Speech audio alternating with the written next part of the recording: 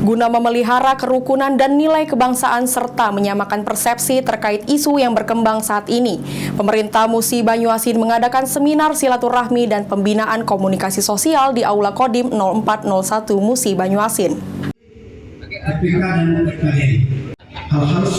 Untuk pemeliharaan kerukunan dan nilai-nilai kebangsaan di wilayah Kabupaten Musi Banyuasin serta menyamakan persepsi terhadap isu yang berkembang, pemerintah Kabupaten Musi Banyuasin menggelar silaturahmi daerah dan pembinaan komunikasi sosial Forum Komunikasi Pimpinan Daerah atau Forkompimda di Aula Makodim 0401 Musi Banyuasin Selasa 12 September 2023. Kegiatan yang mengusung tema bersinergi memelihara kerukunan dan nilai-nilai kebangsaan di wilayah Kabupaten Musi Banyuasin dengan pemerintahan, lembaga dan pengawas pemilu serta masyarakat dalam mewujudkan pemilu tahun 2024 dalam suasana yang aman dan kondusif.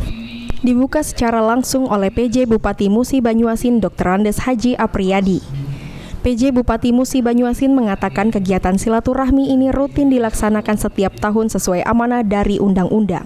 Otonomi daerah perlu dilakukan pertemuan antara pimpinan daerah dengan semua stakeholder untuk menjaga dan meminimalisir isu-isu ataupun kejadian-kejadian di Musi Banyuasin yang berpotensi menjadi pemicu konflik sosial baik dari sektor keagamaan, suku, ras, dan aliran kepercayaan.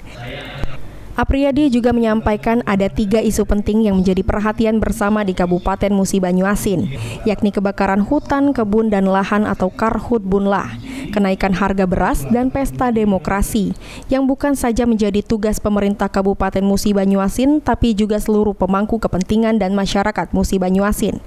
Isu ya karhutlah, kemudian yang kita bicarakan di sini karhutlah, kemudian kenaikan harga sembako, dan yang paling penting yang kita bicarakan adalah bagaimana kita menyongsong pesta demokrasi aman, damai, dan terkendali, pesta yang menggembirakan di Kabupaten Musi Banyuasin. Jadi ada beberapa yang kita bicarakan dan kami sudah memberikan saran kepada Bawaslu dan KPU agar sedini mungkin mulai dari sekarang kedua lembaga penyelenggara ini melakukan mitigasi. Kira-kira faktor-faktor apa yang akan menjadi kerawanan, terutama di Bawaslu pelanggaran. Kemudian dari KPU kira-kira faktor-faktor apa yang akan menghambat kelancaran proses tahapan-tahapan pemilihan presiden dan pemilihan legislatif di Kabupaten Musi Banyuasin. Ruzi Iskandar, PAL TV.